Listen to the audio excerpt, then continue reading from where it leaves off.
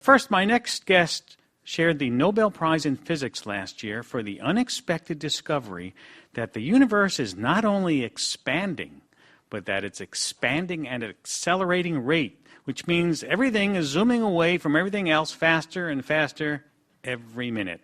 And that spooky repulsive force has become known as dark energy. Here to shed light on the dark energy, fresh from his visit to Stockholm, is Adam Riess, winner of the 2011 Nobel Prize in Physics. He's also a scientist and professor of astronomy at Johns Hopkins University and the Space Telescope Science Institute in Baltimore. Welcome to Science Friday. Thank you.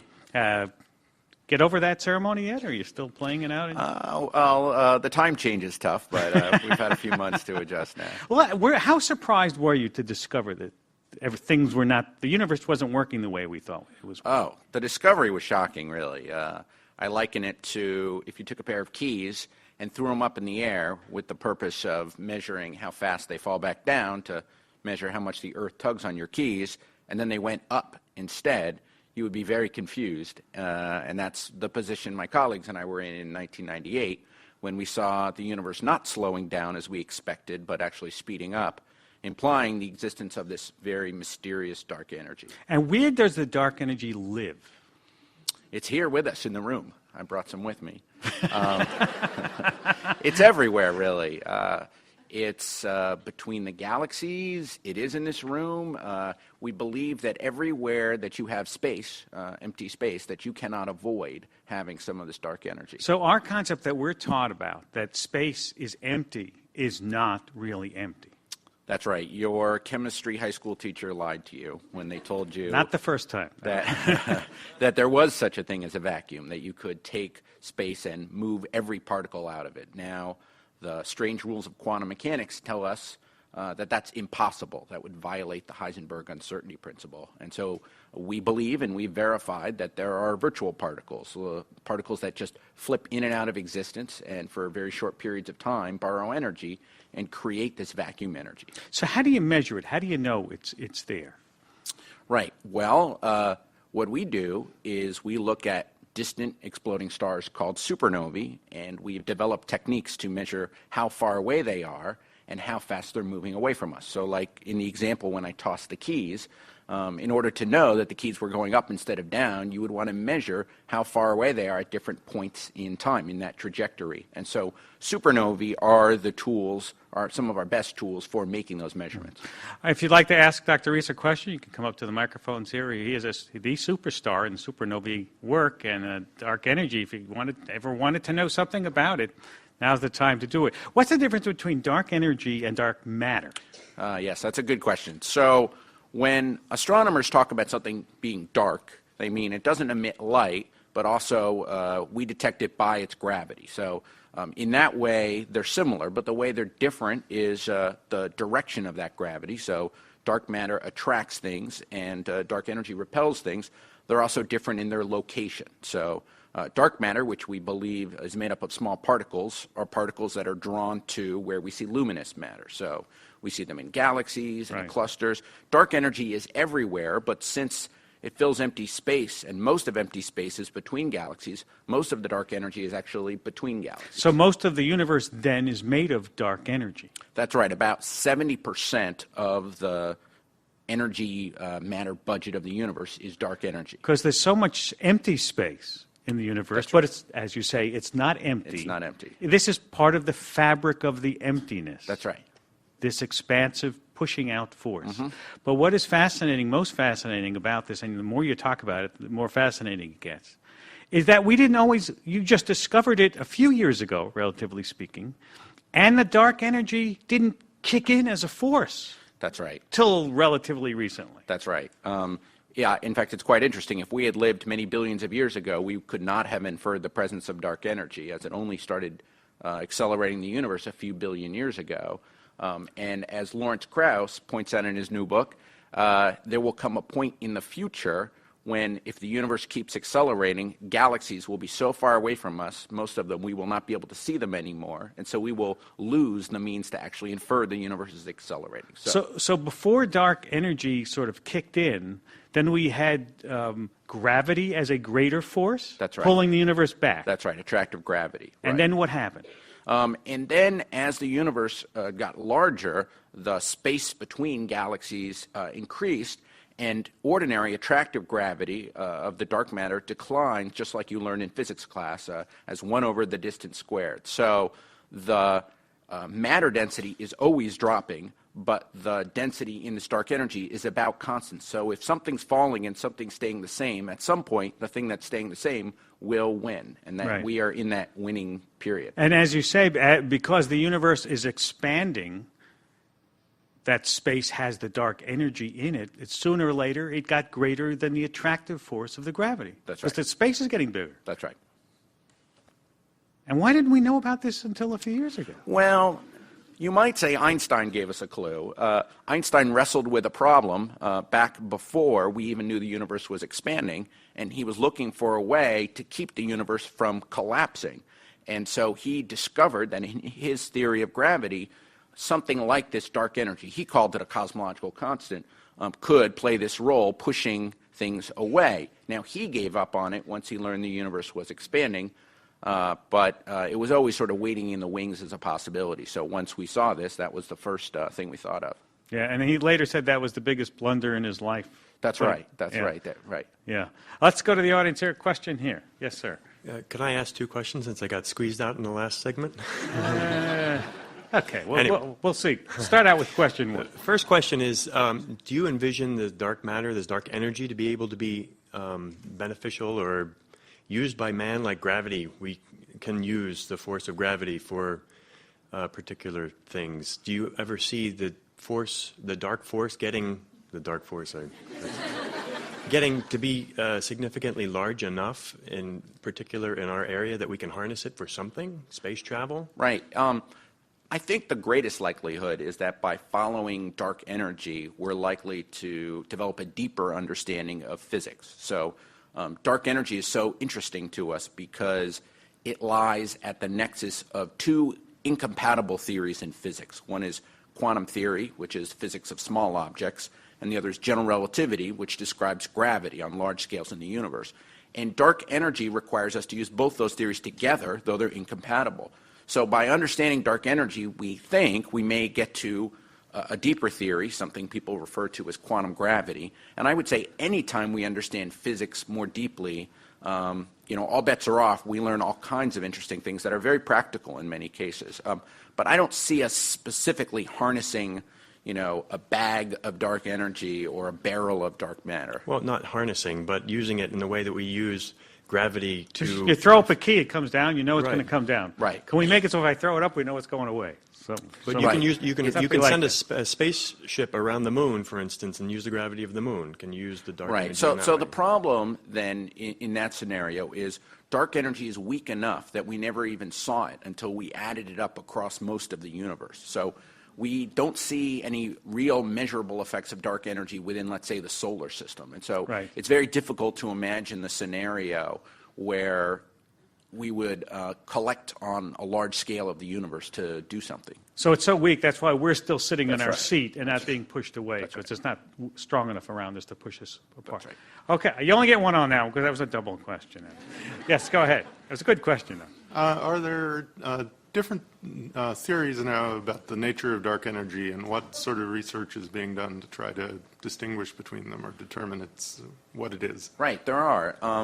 The 3 leading ideas are similar to what Einstein had described, that vacuum energy is a static property of space itself, and that it has to do with space's ability to host virtual particles that appear and disappear. Another possibility is that dark energy is a kind of a field. You could think of the electric field or the magnetic field. This would be a kind of temporary force field that has the property of making the universe expand faster and faster. Another possibility is we have finally broken Einstein's theory of general relativity. He gave it to us in good condition, but we've worked with it so long, and in particular, we've now finally tested it in a realm at a distance that it had never been tested before, and we may have broken it. So we have a sort of whole armada of surveys that are going to be undertaken over the next 10 years to make very precise measurements, probably 100 times more precise than what we've done so far, to measure a couple of properties of dark energy, its strength and its longevity, and we will use those measurements to test them against these different possibilities. Could it be there are whole new areas of physics we don't know about? Yes. And new ways of describing the universe we haven't thought of or we haven't figured out yet? It is.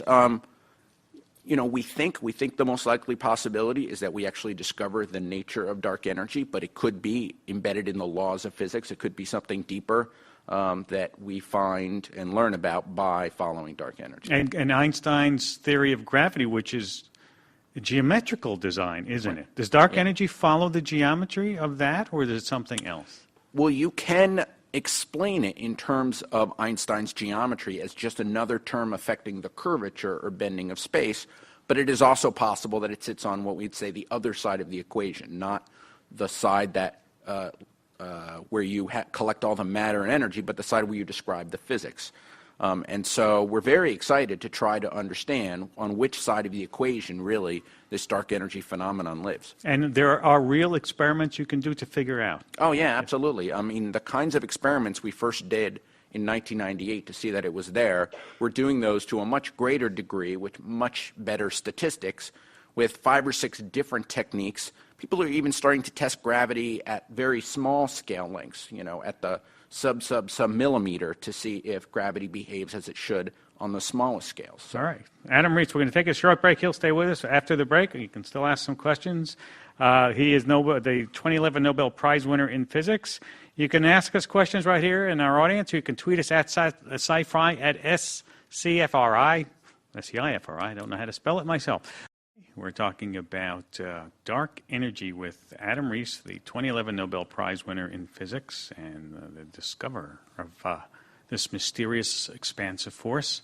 One of the things you always hear about, Adam, when scientists talk about the frontiers of science, and they try to come up with explanations, and one of them is something like, well, maybe it's the multiverse.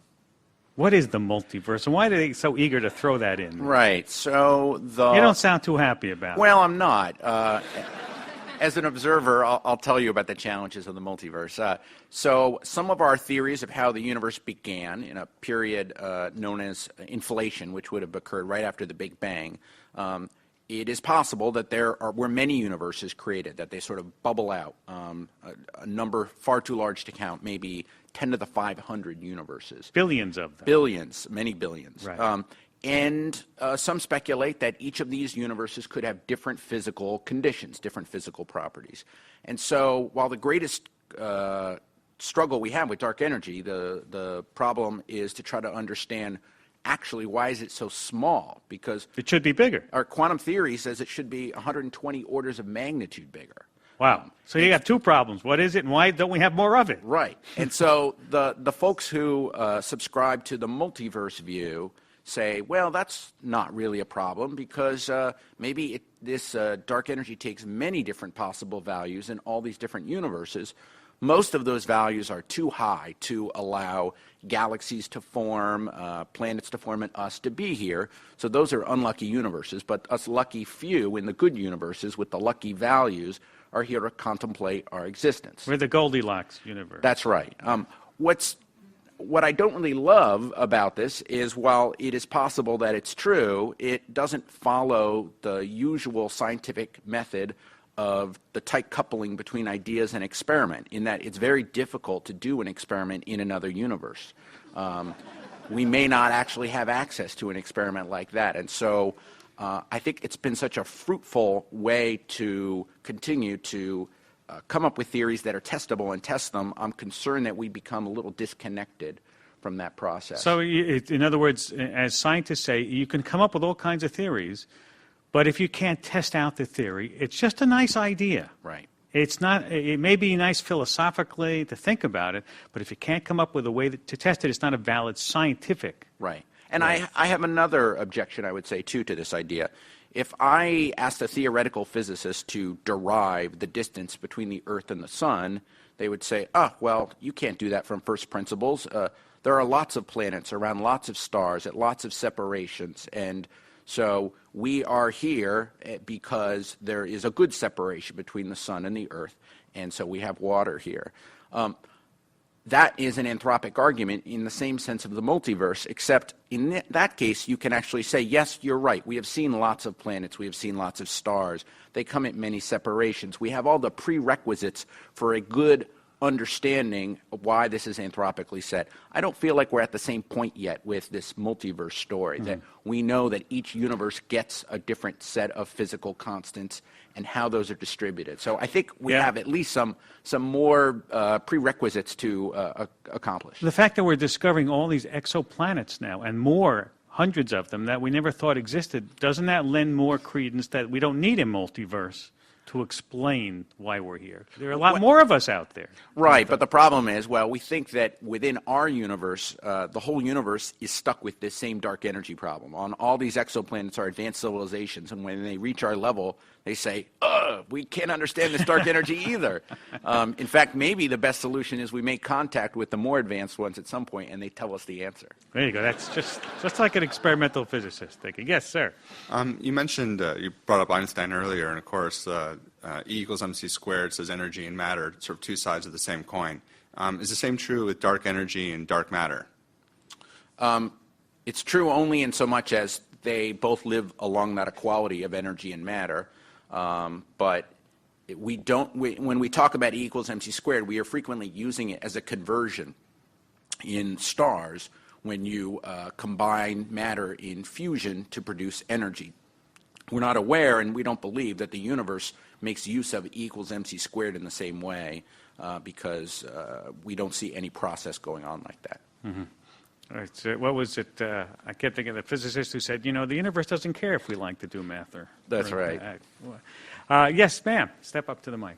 Hi. I had a question about what the relationship is between dark energy and dark matter and string theory, and if there is a relationship. And the other question I had is if all those what we thought were empty spaces are filled with dark energy and dark matter, what does that mean in terms of traveling at the speed of light and time travel and wormholes, that whole Only issue? Simple things. Okay. Just things I was just sitting and wondering Yeah, on the about. way home tonight in the car ride. Let's see. Can I use all of those in a sentence?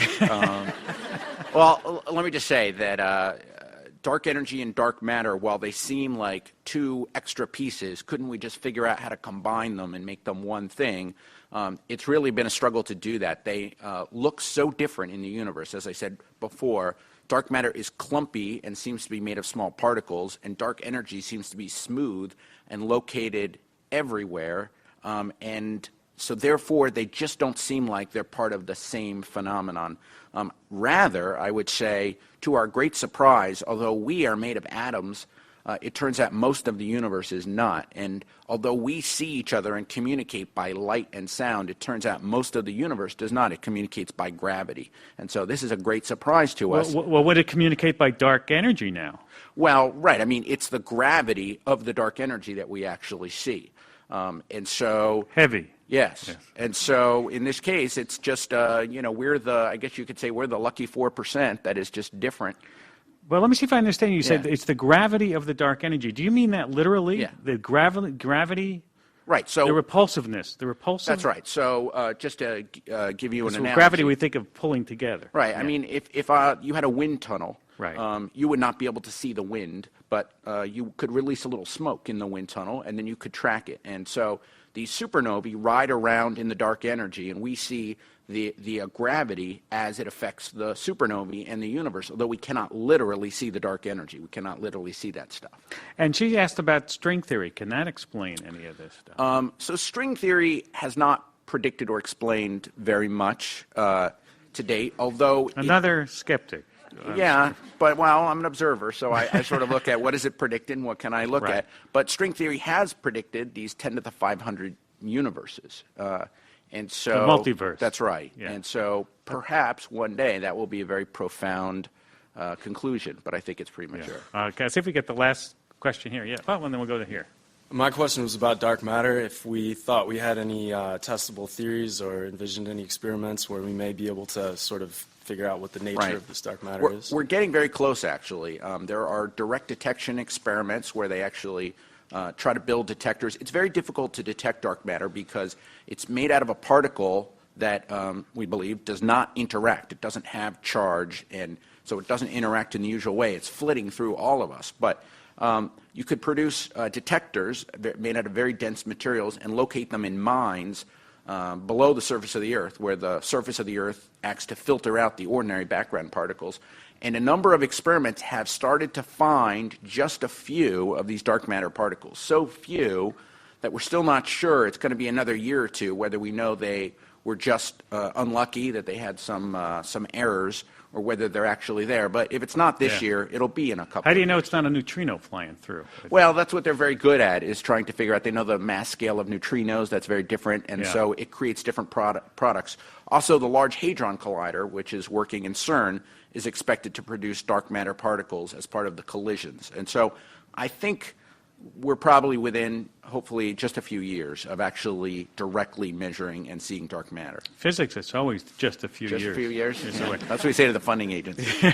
Yes, go ahead. So, in the terms of the multiverse, if our universe is expanding, wouldn't it eventually collide with others and expand into other universes?